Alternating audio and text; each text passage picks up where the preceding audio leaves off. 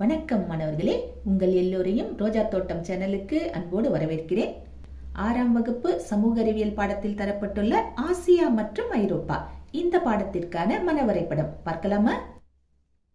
முதல்ல ஆசியா. இங்க ஆசியா கண்டத்திற்கான சிறப்பம்சங்களை 2 வகையா பிரிச்சிருக்காங்க. எது? அரசியல் பிரிவுகள், இயற்கை பிரிவுகள். அரசியல் பிரிவுகள்ல பல வகையா பிரிச்சிருக்காங்க.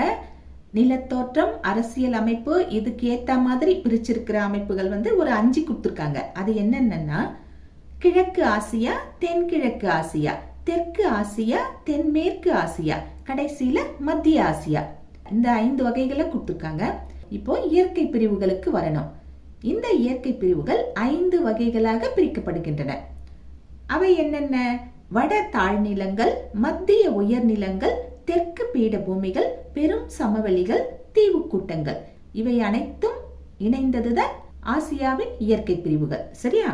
இப்போ நாம இந்த இயற்கை பிரிவுகள்னு பார்த்தோம் இல்லையா, இத மட்டும் தனி ஸ்லைடா எடுத்து பார்க்கலாம். சரியா? இடம் பத்தாது, ரொம்ப நெருக்கமா இருக்கும், உங்களுக்கும் குழப்பமா இருக்கும். இப்ப இந்த இயற்கை பிரிவுகளை அப்படியே நாம வேற ஸ்லைட்ல வச்சு அதற்கான உதாரணங்கள் என்னென்ன இருக்கு அப்படிங்கறது பார்த்துடலாம்.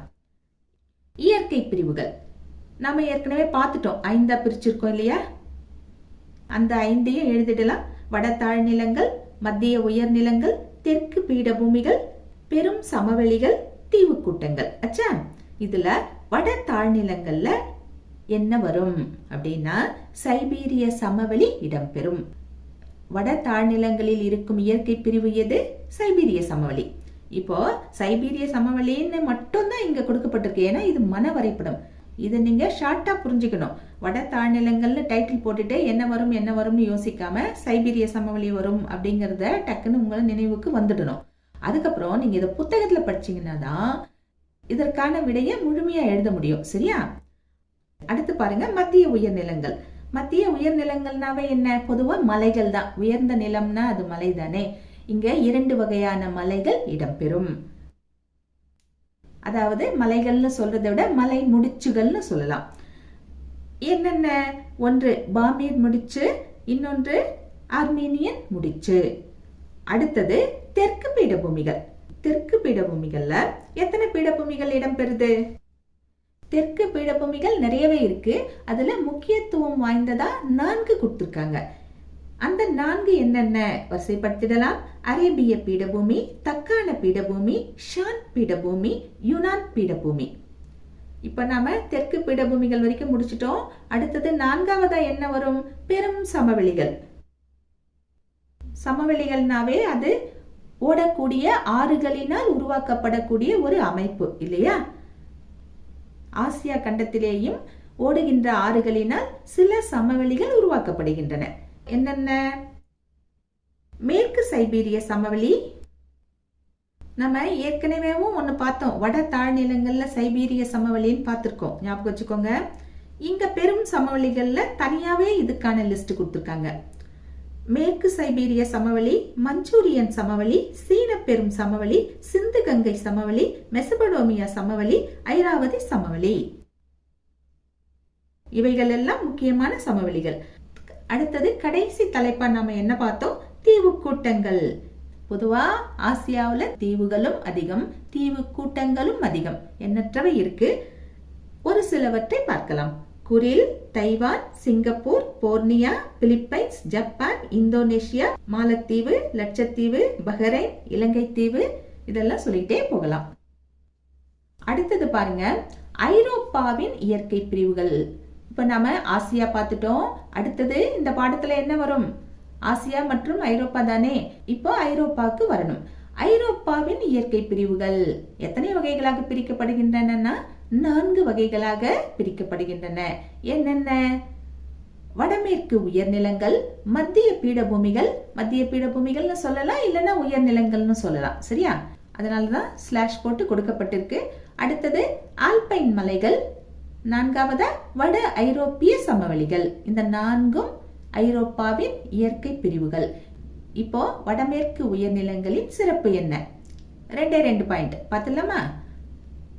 இங்கே அழகிய பிளவுபட்ட கடற்கரை காணப்படுகிறது. ஏரிகள் அதிகமாக காணப்படுகிறது. இது மெயின் பாயிண்ட். இத பத்தின விளக்கத்தை நாம புத்தகத்துல தான் படிக்கணும், சரியா? மெயினான சில பாயிண்ட்ஸ் மட்டும்தான் மன வரைபடத்தில் இருக்கும். அந்த பாயிண்ட பத்தி விளக்கமா வேணும்னா புத்தகத்துக்கு போகணும் கண்டிப்பா. அடுத்தது பாருங்க, மத்திய பீடபூமிகள் இல்லைன்னா உயர்நிலங்கள். இதற்கான உதாரணங்கள் சிலவற்றை பார்ப்போமா? பென்னைன்ஸ். பென்னைன்ஸ் என்ற இந்த மத்திய பீடபூமி இங்கிலாந்தின் முதுகெலும்பு என்று அழைக்கப்படுகிறது. அடுத்தது மெசட்டா, மத்திய மேசிப், ஜூரா, கருங்காடுகள். அடுத்தது பாருங்க, ஆல்பைன் மலைகள். ஆல்பைன் மலைகள்ல இருக்கக்கூடிய சில முக்கிய மலைகள் என்னென்ன? நிறையவே இருக்கு, வரிசைப்படுத்தலாம். Sierra, Nevada, Pyrenees, Alps, Apennines, Dinaric Alps, Caucasus, Carpathian. இந்த மலைகள் எல்லாம் ஆல்பைன் மலைகளில் காணப்படக்கூடியவை. அடுத்தது பாருங்க, கடைசியா வட ஐரோப்பிய சமவெளிகள். ஆறுகள் ஓடும்போதுதான் அங்கே சில சமவெளிகள் உருவாக்கப்படுகின்றன பார்த்தோம். இங்க செயின், ரெயின், டான்யூப், டான் போன்ற ஆறுகளினால் சமவெளிகள் உருவாக்கப்படுகின்றன. அதுக்கப்புறமா வேற எந்த சமவெளி? அண்டலூசியா சமவெளி, ஹங்கேரியன் சமவெளி, வாலாச்சியன் சமவெளி. இந்த சமவெளிகளும் வட ஐரோப்பிய சமவெளிகளில் இடம்பெறுகின்றன. இப்ப ஐரோப்பானா ஐரோப்பாவுடைய வள ஆதாரங்கள், பொருளாதார நடவடிக்கைகள், கலாச்சாரம், காலநிலை இதெல்லாமும் இருக்கு. இதெல்லாமும் நாம சேர்த்து படிக்கும் போதுதான் நமக்கு நல்லா புரியும். இது மட்டும் இல்ல மாணவர்களே, இப்போ ஆசியான்னு எடுத்துக்கும் போது அதனுடைய வள ஆதாரங்கள், பொருளாதார நடவடிக்கைகள், கலாச்சாரம், மொழி, பண்பாடு இதெல்லாமும் புத்தகத்துல இருக்கு. இதெல்லாம் சேர்த்து படிக்கும் போதுதான் நமக்கு இந்த இயற்கை பிரிவுகளை நல்லா புரிஞ்சுக்க முடியும். மாணவர்களே, இன்று நாம் ஆசியா மற்றும் ஐரோப்பா பாடத்திற்கான மன வரைபடத்தை பார்த்தோம். நாம் வேறு பாடத்தோடு மீண்டும் சந்திக்கலாம். டாடா, பாய்.